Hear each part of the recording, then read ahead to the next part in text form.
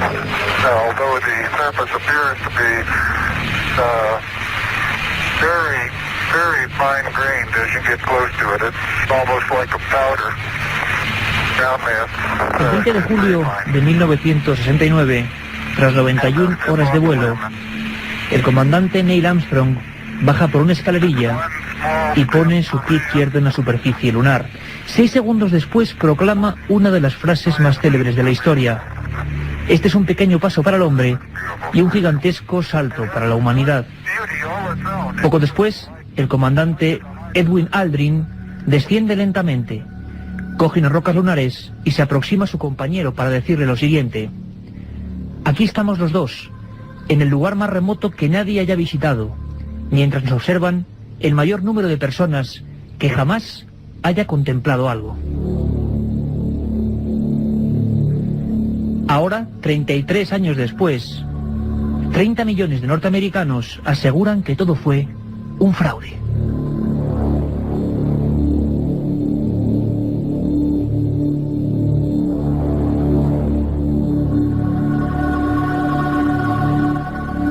Buenas noches, Milenio 3, os habla Iker Jiménez, son las 10:33 y hemos pasado de la euforia del carrusel en equipo a una penumbra que invade el estudio 1 de la cadena SER. Nos acompaña Santiago Camacho, autor de un libro que es Las mayores conspiraciones de la historia, Santiago. Las 20 grandes conspiraciones de la historia, efectivamente, que saldrá en enero en la esfera de los libros. Efectivamente. Un libro, una obra enciclopédica casi, donde se pone en tela de juicio, por ejemplo, que Aldrin y Armstrong estuvieron en la Luna. A mí esto particularmente me sonroja un poco. ¿Quién se puede creer que haya dudas? Pero las hay. Tan es así que la NASA ha encargado un trabajo, un informe, a James Oberg, al ingeniero James Oberg, para que de una vez por todas los profesores universitarios de instituto, de colegios, puedan responder a los cientos de dudas que los alumnos les plantean, muchas de ellas sacadas de internet, donde fotos extrañas, sombras que se perciben claramente, donde vientos que ondean banderas donde no puede haber viento, y donde un sinfín de cosas plantean incógnitas que nadie puede responder, y por eso la NASA ahora mismo realiza ese trabajo. Esto ha vuelto a poner en tela de juicio que los americanos pusieron el pie allí, y nos ha demostrado además que en otras potencias como fue la URSS hubo todo tipo de tropelías y enigmas en esa misteriosa carrera espacial. Vamos a conectar directamente con Washington para que Javier del Pino nos cuente cómo está a día de hoy ese pulsar del pueblo americano respecto a la misteriosa historia también del Apolo 11. Cuando el astronauta Neil Armstrong decía bajo de la nave es un pequeño paso para el hombre pero inmenso para la humanidad, aquello, dicen algunos, pudo estar pasando no en el espacio sino en algún hangar secreto en algún desierto de Estados Unidos, en un montaje diseñado para convencer al resto del mundo y a los enemigos en la Guerra Fría de la superioridad tecnológica del gobierno americano. Ahora la NASA parece que se harta de escuchar esa teoría del montaje y quiere desmontarla. Ha invertido $15.000 en un manual para que los profesores de los colegios sepan qué decir a los alumnos escépticos. Resuelve todas las dudas. Por ejemplo, se dice que no se ven estrellas en las grabaciones y en las fotos, pero según la NASA, la profundidad de campo de las cámaras impedía que las estrellas salieran. Se dice que la bandera se mueve cuando todo el mundo sabe que en la Luna no hay viento. La NASA explica que se mueve porque en la Luna tampoco hay gravedad, de manera que cualquier movimiento es infinito. Al clavarla en el suelo, la bandera empezó a ondear y ahora mismo seguirá moviéndose porque nada puede pararla. Y la NASA añade una prueba más para demostrar su realidad. Russia, China, East Germany and other Cold War enemies of the United States closely monitored the lunar. Rusia, China, Alemania del Este y otros enemigos de Estados Unidos durante la Guerra Fría seguían de cerca nuestras misiones a la Luna. Era muy fácil determinar si las señales de radio llegaban o no desde la Luna porque se podía comprobar en las conversaciones con la base que el retraso de la señal era proporcional a la distancia con la Luna. Si algo, lo más mínimo, hubiera levantado sospechas, esos países rápidamente lo habrían desvelado y habrían hecho saber al mundo que Estados Unidos estaba poniendo en marcha un montaje. Sin embargo, ninguno de ellos puso nunca en duda aquel logro de la NASA. Es muy convincente que hasta tus enemigos reconozcan tus méritos. Un detalle más, hace poco tiempo el productor de un programa de televisión que pretende demostrar que el aterrizaje en la Luna es mentira, se encontró en un hotel de Los Ángeles con Buzz Aldrin, uno de los 3 astronautas de aquella primera misión. Sacó una Biblia y le dijo: júreme usted sobre esta Biblia que ha estado en la Luna y ha pisado ese suelo. Y Buzz Aldrin levantó la mano, cerró el puño y le tumbó de un puñetazo. La otra realidad. Milenio 3, en la cadena SER. Aparte de gozosos, dolorosos, gloriosos, los misterios de la Iglesia son sorprendentes e inexplicables. La periodista Carmen Porter te ayuda a desvelarlos en Misterios de la Iglesia, una obra que saca a la luz los episodios más impactantes del fenómeno religioso. Exorcismos, apariciones, cuerpos incorruptos, estigmas. Misterios de la Iglesia, de Carmen Porter, publicado por Editorial Edad. La otra realidad. Fenómenos extraños. Misterios sin resolver. Milenio 3. En la SER. Eso nos contaba Javier del Pino, y aquí estamos todo un equipo: Katia Rocha, Carmen Porter, Carlos Barroso, este que os habla Iker Jiménez, y por supuesto a los mandos, nunca mejor dicho, de esta nave que va hacia el espacio del ignoto, Javier Rodríguez. Santiago Camacho, autor de este magnífico libro sobre las grandes conspiraciones de la historia. Es cierto que ha surgido, como nos contaba Javier del Pino, en Estados Unidos toda una generación apoyada por Internet de apoloescépticos. Pues no solo toda una generación, sino que las cifras con las que cuenta la propia NASA, que siempre en las encuestas uno tiende a ser benevolente consigo mismo, hablan de 30 millones de estadounidenses que no se creen que el hombre haya llegado jamás a la Luna. Claro, estamos hablando de 30 millones, hay países que tienen bastante menos habitantes. ¿Por qué sucede esto? Efectivamente, Internet ahora mismo, en cualquier gran buscador, haces una búsqueda poniendo las palabras moon fake, fraude, luna, y aparece un tropel de más de 400.000 páginas dedicadas a este tema. De hecho, si metemos Moon Landing, aterrizaje en la Luna, el número asciende solamente a 490.000, de las cuales casi las otras 400.000 son las que dicen que es un fraude. Con lo cual, efectivamente, hay una completa cultura dentro de Internet que cree que esto es falso. Una generación completamente nueva, que también, apoyada o cabalgando en la libertad de información de Internet, a veces tan compleja, pues cree firmemente, y por eso la NASA intenta adoctrinar o mostrar las pruebas a los profesores.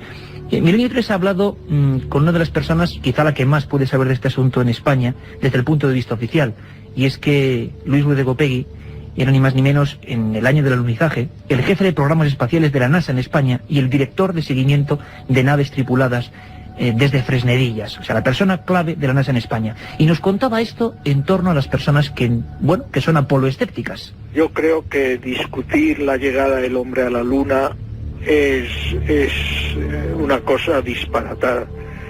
La llegada del hombre a la Luna fue un acto público, lo vieron no por la televisión, sino por una especie de radares que son los que siguen las naves espaciales. Uno de ellos estaba en Fresnedillas, donde estábamos todos nosotros, y esos radares detectan la posición, la velocidad, la aceleración, todo con respecto a la nave. Y no solamente los poseen la NASA, sino que los soviéticos también los tenían, y también seguían las naves americanas, como los americanos seguían las naves rusas. Aparte de esto, había otros radares de este tipo en Alemania, en Inglaterra, y por tanto todos aquellos instrumentos detectaron perfectamente que la nave Apolo 11, por ejemplo, entró en órbita de la Tierra y salió luego hacia la Luna, llegó a la Luna y al cabo de unas horas, de 22 horas, regresó hacia la Tierra. El que dice, basándose en un simple detalle de una sombra, que aquello fue falso, tendría primero que decir por qué en aquellos años los soviéticos, los ingleses, los alemanes o los que fueran no denunciaron que había sido falso.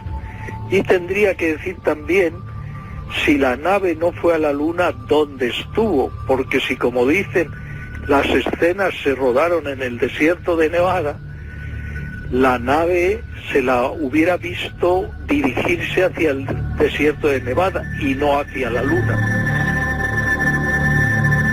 Nos hablaba el director de programas de la NASA en España, que casi emocionado recordaba aquel momento.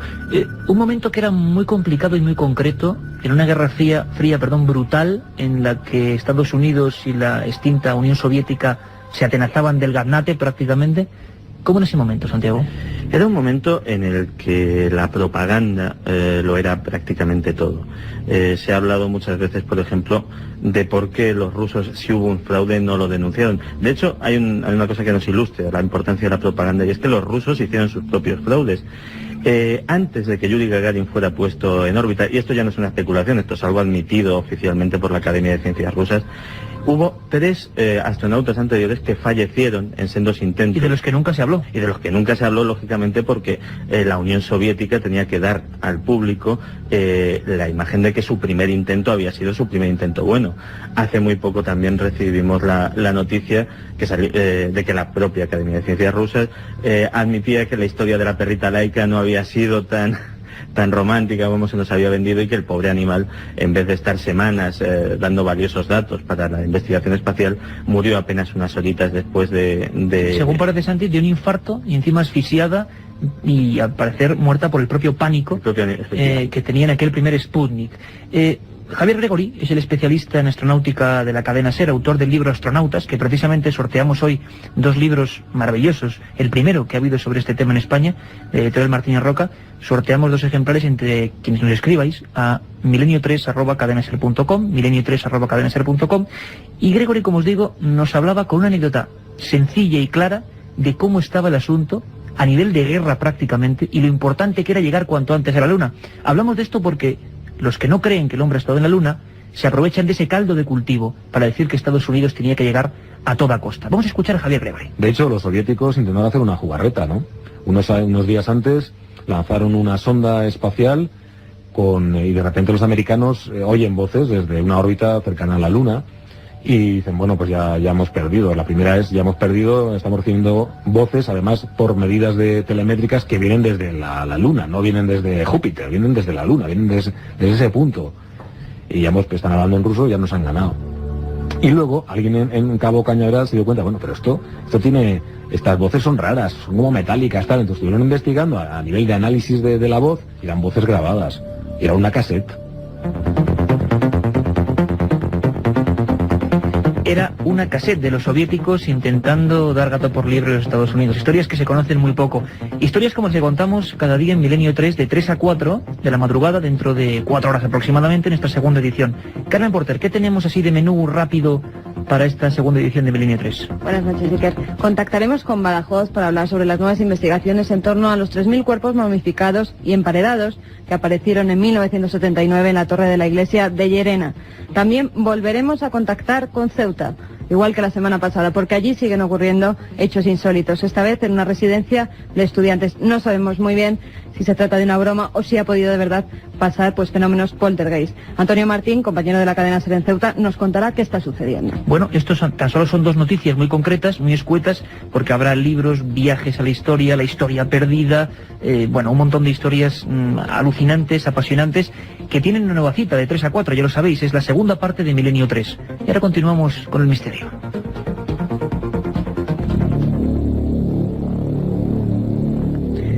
Hablamos de personas que niegan que el hombre haya puesto el pie en la Luna, y hablamos de un clima, de un caldo de cultivo realmente espectacular. Una lucha interna entre soviéticos y americanos.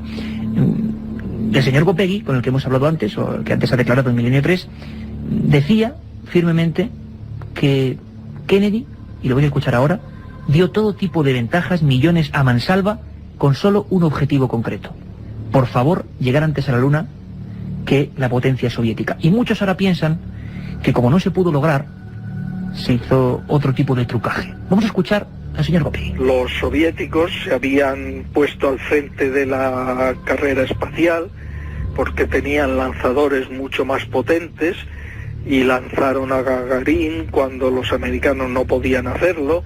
Hicieron una serie de maniobras y de cosas que demostraron que su tecnología estaba muy avanzada. Entonces Kennedy lanzó el reto y le dijo a la NASA: pedidme todo el dinero que necesitéis, que os lo daré, pero tenemos que ganar a los rusos, a los soviéticos, y tenemos que llegar a la Luna antes que ellos. Era una carrera, de millones de kilómetros hacia nuestro satélite, y donde se jugaba Kennedy y los soviéticos muchas bazas. La propaganda, como decía Santiago Camacho. Y nos lo decía Luis Ruiz de Gopegui, jefe de programas espaciales de la NASA en aquella época. Han pasado 33 años.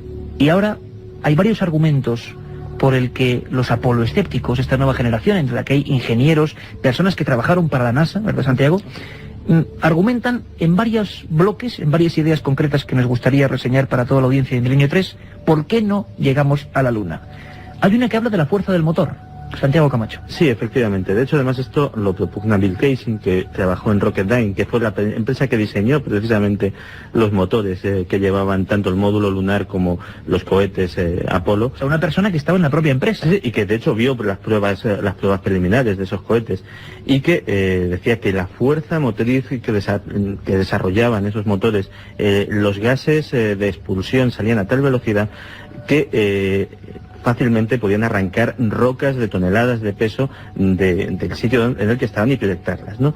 Pues bien, curiosamente en las fotografías que vemos de los módulos lunares, vemos que sobre el polvo lunar, que es muy finito, tiene la consistencia de harina, no hay la menor huella ni de un cráter, ni de la presencia de ninguna fuerza, de ningún tipo que haya levantado polvo. Tanto es así que en algunas fotografías muy cercanas que hay de las patas del módulo lunar, vemos que estas parecen no ya limpias, sino casi recién pulidas, sin una mota de polvo en ellas, cosa que si nos imaginamos un motor de ese calibre desarrollado a toda su potencia para que el módulo lunar tenga un aterrizaje suave, pues habría levantado una tremenda polvareda que hubiese dejado no ya las patas del módulo, sino todo ello cubierto de polvo, y hubiese dejado un apreciable cráter debajo del módulo. Pero tanto es así que incluso hay quien ha señalado que en una de las fotografías no solo no hay el cráter, sino que debajo del módulo lunar, en un sitio donde nadie estuvo en ningún momento, se ve hasta una pisada. ¿De quién era esa pisada? Hay quien con humor ha dicho que era del tramoyista que pasaba por allí y que no dio tiempo a quitarla. Es que la teoría de que todo se hizo en un lugar concreto, en una especie de gigantesco simulador, cobra bastante fuerza. Nos parece increíble, y lo sé como periodistas, que esto ocurra, pero es el debate que está habiendo en Estados Unidos, y por eso la NASA, a día de hoy, en noviembre del año 2002, destina una partida de dólares para hacer ese manual, y que por fin los profesores, que debían ser los más angustiados por las preguntas de los alumnos, puedan responder. Por ejemplo, yo hablaba con Javier Gregory y me contaba que no, que eso me sorprendió, que la bandera era una plancha metálica, pero comprobando toda la noche de hoy las fotografías de la Luna, no, es una tela que está ondeándose en el viento. Sí, la bandera es, no sé si es de tela o de una sustancia plástica, pero desde luego es flexible y está sujeta sobre un bastidor que, lógicamente, para que no se caiga, ya que en teoría no hay viento, pues tiene una barrita de metal arriba, pues para mantenerla un poquito rígida. El problema es que por abajo está suelta, tan suelta como que en varias filmaciones se ve perfectamente que oscila, que se mueve, cosa que es absolutamente imposible que suceda. La NASA, inocentemente, como hemos oído hace un rato, dice que esto se debe a que la menor gravedad de la Luna provoca un efecto de movimiento continuo. Si esto fuese realmente así, si no hubiese gravedad y el movimiento fuese continuo, el primer salto que hubiese pegado un astronauta lo hubiese mandado de vuelta a la Tierra, cosa que evidentemente no sucedió. Las cosas en la Luna, si se les aplica una fuerza, se mueven hasta que dejan de moverse más despacio que en la Tierra, pero exactamente igual. Un tema, como verán, con fisuras, con temas inquietantes, con detalles que hacen pensar. Uno de ellos, por ejemplo, lo argumentaba David Percy, que era fotógrafo de la Royal Photographic Society, que decía que que había un montón de anomalías infinitas para al menos considerar que no se sabía con certeza si realmente era el mar de la tranquilidad de la superficie de la Luna el lugar donde estaban realizadas. Y aún llega más allá María Blininski, directora de un instituto astronómico, en la que, para la cual no cabe la menor duda de que las estrellas, en esas fotografías célebres con Aldrin, que además Aldrin es al que se le ve casi siempre, porque Armstrong debe llevar la cámara, debían verse una constelación absolutamente fastuosa, increíble, y lo que le extraña es que no aparece ni una sola estrella, y sobre todo muchos apoloescépticos argumentan, siempre según su teoría, que cómo es posible que esos dos astronautas absolutamente privilegiados no recogiesen la imagen de un firmamento desde la Luna, una imagen única del espacio. No hay ni una sola fotografía, si no es cierto, Santiago. con alguna estrella que reluzca por allí. En absoluto. Y de hecho, eso máxime teniendo en cuenta que esta gente llevaba en su poder una cámara Hasselblad de una extraordinaria calidad, de tanta calidad que 30 años después sigue en el mercado, y te puedo asegurar que no es en absoluto barata. Carísima como la Leica. Es la cámara más de mayor calidad, sobre todo para fotografía en estudio, y que simplemente aumentando el tiempo de exposición, lógicamente son puntitos de luz, pero cualquier fotógrafo sabe que a más tiempo de exposición, por pequeña que tengas la sensibilidad de la película, puedes captar cualquier cosa si lo dejas en un trípode quietecito para que no y se ve todo negro. Y se ve todo negro. Nadie tuvo la menor curiosidad de hacer una fotografía de ese firmamento único, de esa ocasión excepcional de plasmar un firmamento extraterrestre.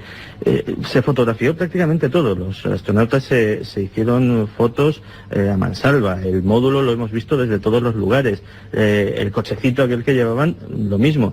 Pero a nadie se le ocurrió filmar un espectáculo que debía ser sobrecogedor, pensémoslo. Pensemos en esa noche que todos hemos pasado en algún sitio de montaña y hemos mirado extasiados un cielo repleto de estrellas. Ahora imaginemos eso multiplicado por 10, por 20. Pues a nadie se le ocurrió. A nadie se le ocurrió ni una sola fotografía de la visión del cosmos, de las estrellas desde la Luna, y eso evidentemente genera inquietud y en algunos casos desapego a las teorías oficiales. Vamos a escuchar ahora a Javier Gregory, que es una persona evidentemente científica, periodista científico, rotundamente escéptico, pero que nos confiesa una cosa, algo que le ocurrió a él personalmente en los archivos de la NASA. Algo que le pasó cuando estaba revisando las fotografías, le dejaron un permiso especial y se encontró, escuchen bien, fotografías de los astronautas y había focos en el espacio, focos de luz.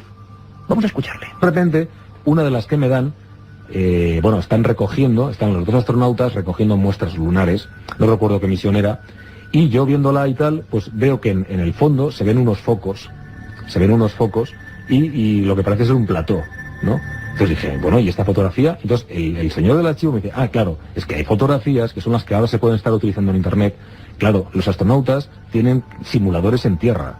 O sea, tú no puedes irte a la Luna si no has simulado en tierra, en una especie de plató, las condiciones que te vas a encontrar allí. La otra realidad. Milenio 3. En la cadena SER. Primer día, llegada al hotel y alojamiento. Segundo día, ruinas de Petra y pistas de Nazca. Tercero, Sábana Santa de Turín, pirámides de Egipto. Ninguna agencia te ofrece un viaje como este, lleno de misterio y aventuras. Solo Iker Jiménez te lleva a las fronteras de lo imposible. Un viaje de 150.000 kilómetros que recorre el lado más enigmático y sorprendente de la historia. Fronteras de lo imposible, de Iker Jiménez, publicado por Editorial Edad. La otra realidad. Fenómenos extraños. Misterios sin resolver. Milenio 3. En la SER. 10:55 de la noche. Sabéis que hay una segunda edición de 3 a 4 y un mail, un lugar para vuestras peticiones, sugerencias, comentarios, que es milenio3@cadenaser.com, milenio3@cadenaser.com, donde además entraréis en el sorteo de ese libro sobre astronautas. Astronautas que se fotografían, como decíamos, como jugando, y no fotografían cosas aparentemente básicas, o que pudieran demostrar, según algunos, que realmente se estuvo allí. Pero hay sombras de la duda, nunca mejor dicho, en esas fotos, ¿verdad, Santiago? Hay sombras realmente, efectivamente, de la duda, y multitud de extrañas anomalías fotográficamente casi inexplicables. Lo más curioso de esas sombras es que pensemos, por ejemplo, en una arboleda, en una arboleda de aquí, de la Tierra, de las que vemos todos los días iluminadas por el sol. Si nos fijamos en las sombras, vemos que todas las sombras, lógicamente, apuntan en la misma dirección, pues porque la luz se propaga en línea recta, el sol está muy lejos, y lógicamente, pues todas las sombras tienen que ir en paralelo. Curiosamente, en las fotografías de la Luna hay sombras que no van en paralelo. De repente hay objetos muy cercanos entre sí, que de repente uno proyecta la sombra hacia un determinado sitio y otro proyecta su sombra pues a 10, 15, 30 grados incluso más desviada. ¿Cómo se explica esto? Solo hay una explicación. La única explicación es que se ha utilizado para hacer esa fotografía un foco de luz artificial que está cercano y lógicamente provoca que los objetos, las sombras, pues diverjan entre sí. El problema es que no llevaron ni un solo foco para hacer las fotografías. El módulo lunar no estaba dotado de luz, o sea, todo eso está documentado por la propia NASA, y por tanto esa anomalía de las sombras, por ejemplo, también ha quedado inexplicada. Nosotros, Santiago, en Milenio 3, como periodistas que somos, ni abogamos por una cosa ni por la otra. En todo caso, seremos abogados del diablo casi siempre de todo. pero la verdad es que los datos son sorprendentes. Javier Gregory se encontró con unas fotos de un simulador. Cuesta creer que hay un simulador en el que se simule la Luna, ¿no? En el momento en que era tan perentoria la necesidad de llegar, como hablábamos antes de las partidas presupuestarias de Kennedy, que se hiciera una simulación. Si es cierto, ese simulador, Santiago, ¿dónde está? Se ha abierto, se ha visto al público. Esas fotografías con focos. Que se sepa, no, pero curiosamente uno de los grandes investigadores de este tema, que es Winifred Severin, que es el que recibió el tortazo de Aldrin hace unos meses, en su último documental, ha descubierto en los propios archivos de la NASA una película descatalogada que precisamente muestra cómo se monta ese set, cómo se colocan los focos, cómo la gente por allí pues está trabajando, colocando las piedritas, echando polvo, y realmente ese set existe. Lo que pasa es que nadie hasta ahora había conocido de su existencia, y realmente lo que nos indica es que existía la posibilidad perfectamente de generar un decorado creíble, un decorado minucioso que reprodujese a la perfección un alunizaje en nuestro satélite. Bueno, uno de los grandes misterios, el tema da para muchísimo más, seguiremos hablando de él de 3 a 4. Santiago Camacho, mucha suerte con ese libro sobre las 20 grandes conspiraciones de la historia, que haya muchísima suerte, que la habrá, porque son temas apasionantes, y simplemente deciros que el 12 de abril del 2001, es el día del astronauta en la Unión Soviética, en Rusia hoy en día. Y se, digamos, rinden honores a Yuri Gagarin, aquel primer hombre que, como decíamos, fue enviado a la órbita espacial. Ahora, en el 2001, el 12 de abril, ese mismo día, las agencias soviéticas, Pravda en concreto, el periódico cabecera del sistema de información ruso, decía que en 1957, 58 y 59 hubo 3 astronautas muertos, reventados por la descompresión. No sabemos ni quiénes son, ni nunca se ha hablado de ellos. También lo que antes comentaba Santiago Camacho, que la perrita Laika, que según los partes oficiales dio información concreta durante semanas de su estado, también murió de pánico a las 7 horas y de asfixia, de miedo por estar en aquella bola llamada Sputnik 1. Se desmantela la Unión Soviética y empieza una cuenta atrás de todos sus secretos. Para muchos, para los apoloescépticos, esta cuenta atrás va a comenzar dentro de poco para los propios Estados Unidos. Y quizás un día sepamos, como está ocurriendo en Rusia, cosas que ignoramos por completo. Buenas noches. Liftoff. We have a liftoff. 32 minutes past the hour. Liftoff on Apollo 11. Roger, we got a roll from Tower clear. Roger, roll.